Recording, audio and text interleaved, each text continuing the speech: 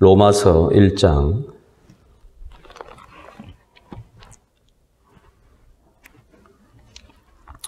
11절과 12절의 말씀 같이 읽도록 하겠습니다.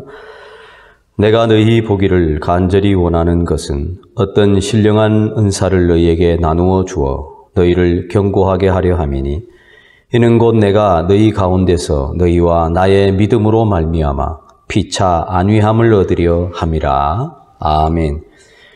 네, 우리 12절 말씀을 중심으로 바울의 겸손이라는 제목으로 우리 로마서 산책 우리 11번째 말씀을 상고하도록 하겠습니다. 오늘 본문의 말씀이 11절에서 바울이 말한 바, 곧 바울이 로마 교회 성도들에게 신령한 은사를 나누어 주어 그들을 견고하게 하려 하는 그 목적과 그 이유를 또 말해주고 있다고 보겠습니다. 그리고 여기에는 이 바울의 겸손함이 묻어 있는 것을 볼 수 있습니다. 11절에서 바울이 그들에게 무슨 신령한 은사를 나누어 주는 사람인 것으로 일반 신자들과는 자신들이 전혀 어떤 다른 사람, 다른 차원의 사람으로 혹 비춰지거나 오해받을 것에 대해서 바울은 즉시 이어서 12절을 말하고 있는 것입니다. 즉, 내가 여러분에게 신령한 은사를 나누어 주고 너희를 견고하게 하기 위해서 내가 정말 로마에 가고 싶다, 보고 싶다 이렇게 말하는 것으로 인해서 혹 그들이 자신들은 그저 받기만 하고 바울은 자기들과 차원이 다른 사람이어서 무슨 신령한 것을 주기도 하는 그런 사람인 것으로 오해할까. 바울은 12절에 하는 말이 이것은 당신들을 견고하게 하기 위함뿐만 아니라 바로 나 자신도 여러분들로 인해서 안위함을 얻기 위함이다. 이렇게 말씀하고 있습니다.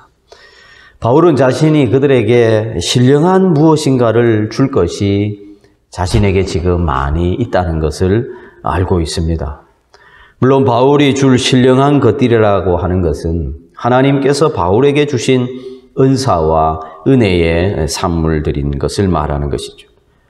예를 들어서 바울에게 있는 그 복음의 진수를 바울은 제대로 알고 있고 말씀의 진리와 또 하나님의 어떠하심에 대하여 바울은 누구보다도 더 분명하고 확실하게 잘 알고 있는 것이죠. 그래서 바울은 그들이 아직 알지 못하는 것에 대해서 그가 받은 은사를 따라 이 로마 교회 성도들에게도 전수해 줄 수 있을 것이라고 믿고, 그래서 그들에게 하나님께서 주신 그 은사와 은혜를 따라서 그들에게도 나누어 줌으로 그들도 견고하게 하고 싶어 하는 마음이 아주 큰 것입니다. 그래서 그러면서도 동시에 바울은 그 사역을 함으로 인해서 바울 자신이 로마 교회 성도들로부터도 큰 은혜를 얻고 또 안위함을 얻고 위로를 얻을 수 있을 것에 대한 기대를 갖고 있다고 지금 그들에게 말해주고 있는 것이죠.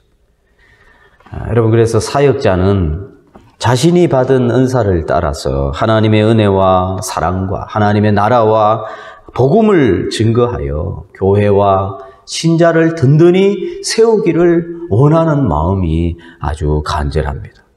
또한 자신의 사역을 인해서 교회가 든든히 서고 신자들이 또 성숙해지는 것에 대해 사역자들은 위로를 얻는 것입니다.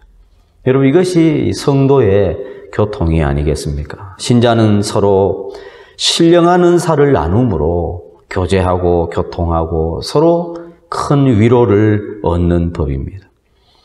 가르침을 받는 자는 알지 못했던 그 복음의 깊이와 넓이와 그 크기를 더 알아가서 기쁨이 더하여 지게 될 것이고, 또 그 복음을 가르치는 교사 역시 마음이 뜨거워지고 열정이 일어나고 더 큰 확신 속에 거하게 되는 것입니다. 그래서 바울이 11절에 말하는 것으로 보아서 그는 그가 받은 은사와 은혜에 큰 확신을 가지고 있는 것을 우리는 알 수 있습니다.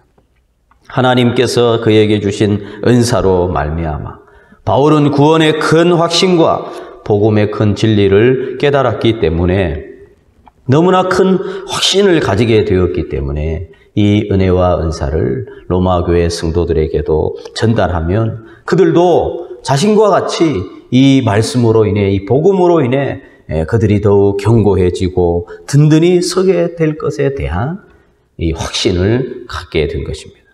무엇보다도 바울에게 역사하시는 이 성령님으로 말미암아 바울은 큰 확신을 가졌음이 분명합니다.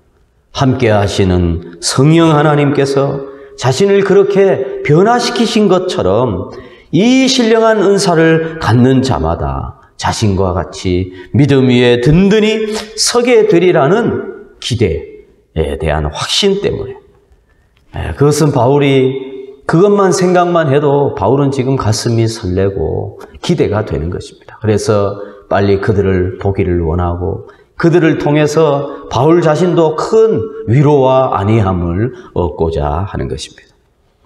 그러면서도 바울은 행여나 자신은 무엇인가를 나누어 줄 수 있는 자리에 있고 로마 교인들은 그저 받기만 하는 얻어먹는 자리에 있는 자로 오해할까 봐 12절에 이렇게 말씀하는 것이죠. 나도 당신들로 말미암아 안위함을 얻기 위하여 내가 당신들을 보기를 원한다. 이렇게 말씀하고 있습니다. 그래서 이것은 바울이 무슨 겸손한 척 한다거나 뭐 그런 식이 아니라 이 진심이 담겨 있는 것입니다.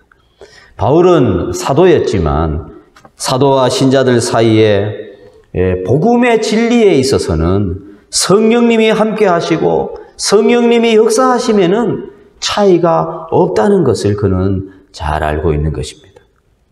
그렇습니다. 하나님의 성령의 역사는 사도나 일반 신자들이나 차이가 없습니다. 성령의 역사로 모두가 진리로 참된 믿음으로 말미암아 그리스도 예수 안에서 참 기쁨과 참 평안을 누릴 수 있는 것입니다. 오늘 본문의 말씀을 통해서 이 사도의 이 겸손이 묻어난 이 말씀을 통해서 또 하나 우리가 볼 수 있는 것은 로마에 있는 그리스도인들 중에는 적지 않은 사람들이 가이사의 집에서 종으로 일했던 사람들이었습니다. 바울은 그들과 함께 교제하는 일에 대해서 큰 기대와 설렘을 가지고 있는 모습을 지금 보여주고 있는 것입니다. 그들에게 자신에게 있는 그 복음의 풍성함을 나누어 주고 또한 그들의 삶도 듣고 그들의 이야기도 듣고 그들이 또 어떻게 교회에서 또 교회를 이루며 또 하나님의 말씀 앞으로 오게 되었는지 그들의 이야기도 듣고 싶어 하는 것입니다. 이것은 바울이 바로 하나님이 그들에게도 어떤 일들로 역사하셨는지를 보기를 원하는 것이지. 그래서 바울은 사실 3층천을 다녀온 사람입니다. 셋째 하늘에 곧 낙원에 바울은 갔다 온 사람이라 하는 것이죠. 정말 신령한 체험을 한 사람이죠. 그런 사람인데도 불구하고 그는 그냥 로마 성도들 정말 바울 앞에서는 정말 초신자에 불과한 그들을 만나서 그들의 이야기를 듣고 그들에게 역사하신 하나님을 그가 보기를 원하고 있다는 것입니다. 바울은 천국 갔다 왔지만 자신이 천국 갔다 왔다고 이야기하지 않았습니다. 그는 주 안에서 자기가 잘 아는 사람이 있는데 삼층천을 다녀왔다.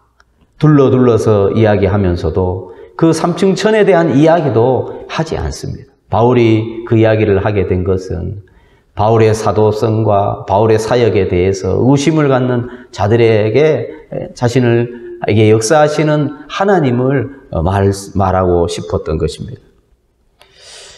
그런데 간혹 보면은 이 천국 갔다 왔다고 하는 이 사람들이 있습니다. 대부분은 그냥 꿈을 꿨거나 또는 거짓말하는 경우가 많이 있죠. 제가 그것을 어떻게 단정할 수 있느냐. 물론 개인적인 어떤 체험에 대해서 그것이 전혀 체험이 아니다라고 말하는 건 아닙니다. 분명히 그가 어떤 체험을 했을 것입니다.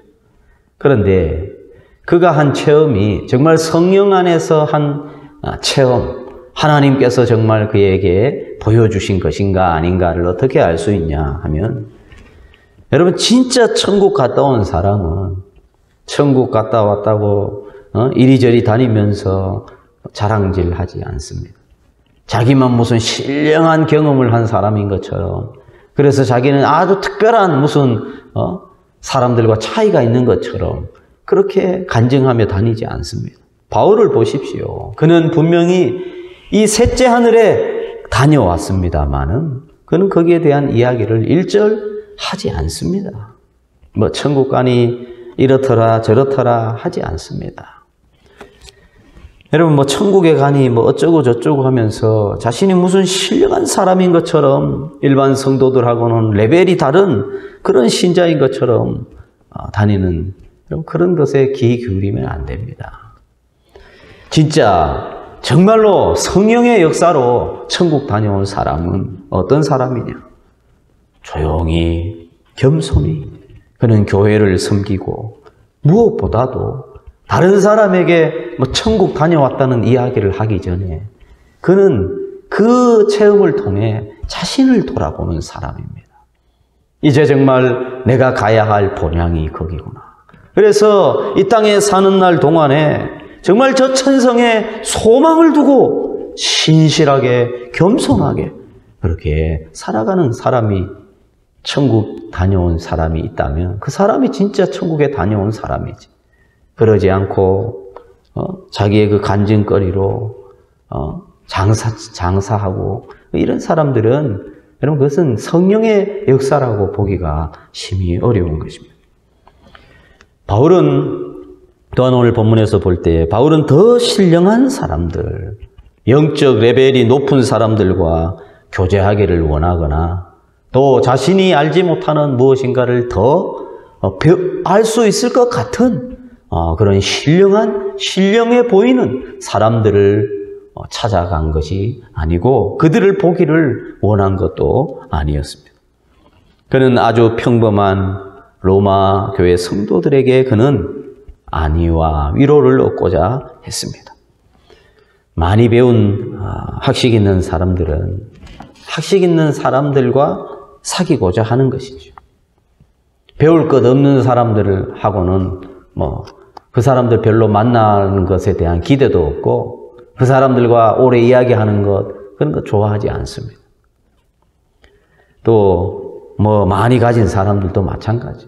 많이 가진 사람은 자기보다 더 많이 가진 사람들과 사귀면서 어떻게 하면 더 많이 가질 수 있을까? 비법이나 혹시나 배울 수 있을까? 해서 그런 사람들을 만나기를 기대하지, 아주 자기와 경제적으로 큰 차이가 나는 그런 사람들과 어울리면서 그들에게 뭔가를 배울 것이 있을까? 그렇게 기대하지 않는 것입니다. 여러분, 바울은 그러나 다릅니다. 바울은 신령한 은사를 가졌습니다. 그런 그가 아주 평범하고 아주 초신자적인 그런 신자들에 대해서도 정말 그들을 보고 그들에게 역사하시는 하나님에 대해 그가 보기를 기대하고 설레고 있다는 것입니다. 이것은 바로 복음을 참되게 아는 신자의 모습이 어떻다는 것을 우리에게 보여준다고 하겠습니다. 여러분, 고상하고 학적인 사람들에게만 배울 것이 있다고 생각하거나 자신보다 못하다고 생각되는 사람들에게는 아무것도 배울 것이 없다고 생각하는 것은 복음을 참되게 알지 못하기 때문일 것입니다. 복음에 대한 참된 확신을 가지고 성령의 다스리심으로 충만해지면 여러분 겸손한 사람이 됩니다. 겸손히 듣고 작은 것이라도 하나님의 은혜의 이야기에 대해 함께 기뻐하는 것입니다. 여러분, 이것은 예수님의 가르침에서도 볼 수 있습니다. 마태복음 20장 25절로부터 보면 예수께서 제자들을 불러다가 가라사대 이방인의 집권자들이 저희를 임의로 주관하고 그 대인들이 저희에게 권세를 부리는 줄을 너희가 알거니와 너희 중에는 그렇지 아니하니 너희 중에 누구든지 크고자 하는 자는 너희를 섬기는 자가 되고 너희 중에 누구든지 으뜸이 되고자 하는 자는 너희 종이 되어야 하리라. 인자가 온 것은 섬김을 받으려 함이 아니라 도리어 섬기려 하고 자기 목숨을 많은 사람들의 대속물로 주려 함이니라 말씀했습니다. 여러분, 사람들은 오랫동안 권위를 오해해 왔습니다. 그리고 지금도 이 권위를 오해하고 있는 것 같습니다. 권위라고 하는 것은 어떤 직무가 아닙니다. 인격 속에 역사하시는 성령님이 권위이십니다. 또 우리 가운데 선포되고 우리 가운데 역사하는 하나님의 말씀이 우리의 권위가 되는 것입니다. 따라서 중세시대 또 현대 로마 카톨릭에서 하는 이 직분에 대한 권위로 사람을 차별하는 것은 지극히 말씀과 어긋나고 있고 사도가 지금 신자들을 대하는 것과는 너무도 다른 것입니다. 교황 또 사제직에 권위를 두는 것으로 교회의 권위를 세우려고 중세시대부터 지금도 로마 카톨릭에서 그렇게 하고 있죠. 그 결과 어떻게 되었습니까? 참된 권위가 오히려 그 거짓된 권위에 눌리게 된 것이죠. 말씀의 권위마저 무시되고 교황이라고 하는 그 직무가 말씀 위에 권위를 두고 있는 것이 현실입니다. 여러분, 이러한 현상은 우리 개신교회도 그 영향이 없지 않아 있습니다. 현대 대형 교회와 유명 목회자들의 태도나 또 그들을 대하는 신자들의 태도에 있어서도 다르지 않습니다. 누구라도 하나님의 말씀을 바로 전할 때 그 말씀이 권위가 있는 것이죠. 그러면은 그 말씀 앞에 겸손히 복종하는 자세를 가져야 하는데 현대인들은 그렇지 않은 것 같습니다. 어느 유명한 교회 또 어떤 유명한 목사님이 뭐 어떤 일을 했고 또 어떤 말을 했느냐 하는 것에 권위를 두려고 하는 것입니다. 이것은 분명 잘못된 권위 아래에 있다는 것을 증명하고 있는 것이죠. 여러분, 믿음과 하나님의 말씀을 아는 일에는 빈부귀천이 없고 남녀노소가 있을 수 없습니다.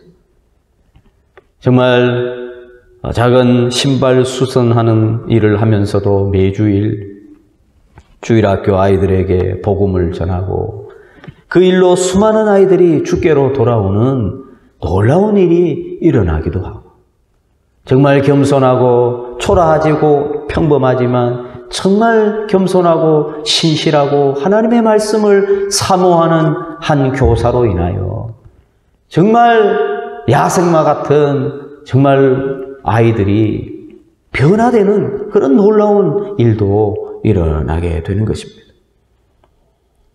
큰 은사도 아주 놀라운 재능도 없어서 그저 평범하게 교회에 와서 또 집에서나 기도로 하나님 앞에 나아가는 신자들에게 그들에게서 우리는 하나님의 성령의 일하심을 기대할 수가 있는 것입니다.